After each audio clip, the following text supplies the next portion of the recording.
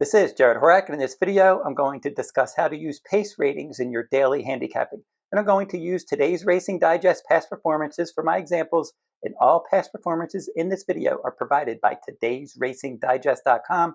Now we're going to talk about pace ratings and how we should best use them in our handicapping. Now the first thing I look at when handicapping any race is the pace ratings.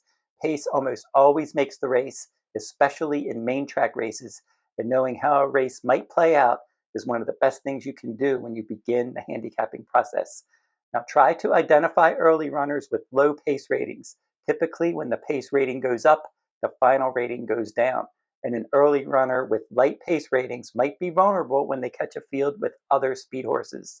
And if a late runner has unusually high pace ratings, that likely means that they got plenty of pace help and might be vulnerable in a race without as much early speed.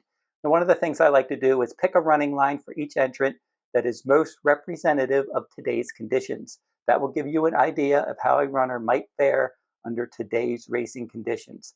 Now, a horse with a clear pace ratings advantage can be tough to catch if a particular track and distance favors early runners. So you definitely want to look for that. And I will use a few pace rating examples from the Whitney Day card at Saratoga, and that was on Saturday, August 2nd. Now, the first race I'm going to look at is the Saratoga Special. And two-year-old races are good to lean on pace ratings because the youngsters are just learning how to run. Most of them go as fast as they can, as far as they can. And the Saratoga Special did look like a match race on paper, and Ewing was the inside speed, and the favorite, Obliteration, had outside position, and he had good speed as well. But looking at the today's Racing Digest pace ratings for those two horses, Ewing had a 147 and Obliteration had a 141. Now, Obliteration broke on top, but Ewing quickly gained the advantage from the inside post. And that is something we see often. If those horses draw inside, they have to be used up early. And the inside horse definitely went here. And under a lot of circumstances like this, the inside horse, as I said, must go early, and the outside runner cedes the early lead and tracks while out in the clear. We see that a lot. And Ewing's early advantage in this race definitely paid dividends. He turned away Obliteration, he won by a length, and it was a dozen lengths back to the rest. So looking for the horse with the superior pace ratings definitely is a good angle to use when you're looking for key horses. Now the fifth race on Whitney Day was a maiden special weight sprint at 7 furlongs. And early pressing runners have been having a lot of success at 7 furlongs at Saratoga this summer.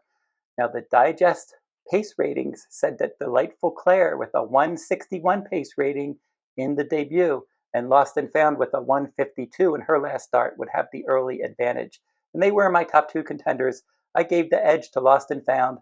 That one had 2 starts, seemed to be on the improve, and I like the improved number that she earned second time out.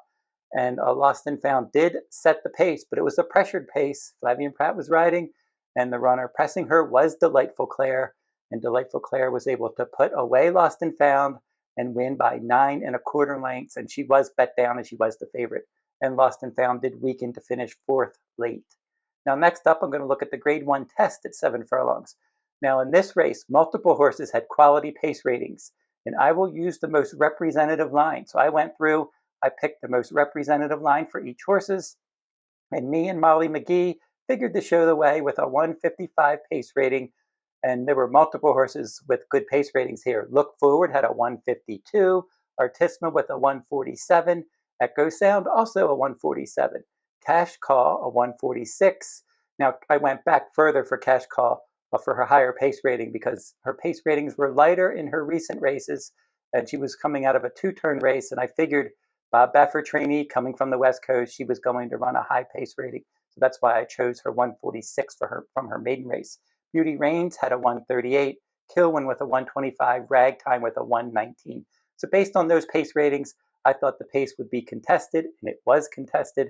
And in extended sprints, I like playing versatile horses from outer posts, and I landed on Beauty Reigns as my top choice at 10-1.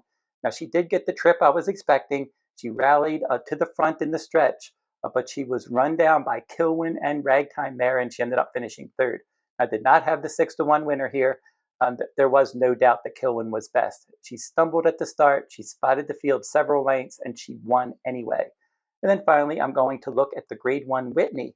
And again, I'm going to show the most representative pace line that I came up with for each horse. And just go through their past performances, look for the race that you think they're going to run that's most representative of today's course and conditions.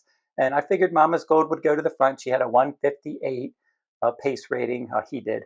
Contrary Thinking was Sierra Leone's pacemaker. He was in here for one reason, and that was to press the pace. And he had a 155 pace rating in a sprint race.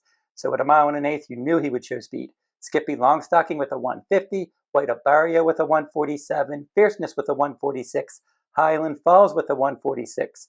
Then it drops off after that with Sierra Leone at a 137, Disarm at a 128. Now, in that grade 1 Whitney at a mile and an eighth, we did see overmatched New York bred Mama's Gold mixing it up early with Sierra Leone's pacemaker, Contrary Thinking.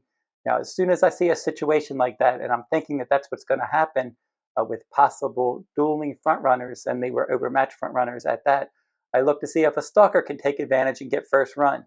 Now, the problem with this race is if you were looking for a stalker, there were 4 horses most likely to sit behind the pace, and they all had the same running style. Skippulongstocking, White Abarrio, Fierceness, Highland Falls, all of those horses, at least 2 or 3 of them figured to make a move after those front runners, and that's what happened. Multiple horses did come after the front runners, including Fierceness. He made a run. He couldn't keep it going. Skippulongstocking, White Abarrio, even Highland Falls. They all made a run, but under that situation, I'm going to be looking for the best closer, and that's exactly what I did in this race, and that's why I picked Sierra Leone on top. He was the best finisher in the race, and based on the pace dynamics with those 2 overmatched front runners and those 4 horses with tactical speed that were all going to be coming after those front runners, none of those runners figured to have the edge, and that gave the edge to Sierra Leone, and he was able to run past this group. He won by a length over Highland Falls, and Highland Falls did run a big race in here to finish second in his second start of the year, and he did have class. He was the grade 1 Jockey Club Gold Cup winner last year. And then Disarm just ended up picking up the pieces. He ended up finishing third at 46-1. Based on the race shape, he was able to finish third here. And that's going to do it for my look at pace ratings for today's Racing Digest. And as you can see, you can use pace ratings to identify the front runner, to identify vulnerable early runners and closers, and to see if the race will set up for forwardly placed runners or closers. Now, last week I covered final time ratings. I covered pace ratings here. Next week I'm going to do a video using today's Racing Digest pace and final time ratings in combination. So I'm going to go through and see how to best use those numbers together. And today's Racing Digest has been providing past performance data to handicappers since 1970, and one of their most popular products is the Complete Digest, which includes analysis, fast figs, fire numbers, pace and final time ratings, speed and pace forecasts, class ratings, and much more.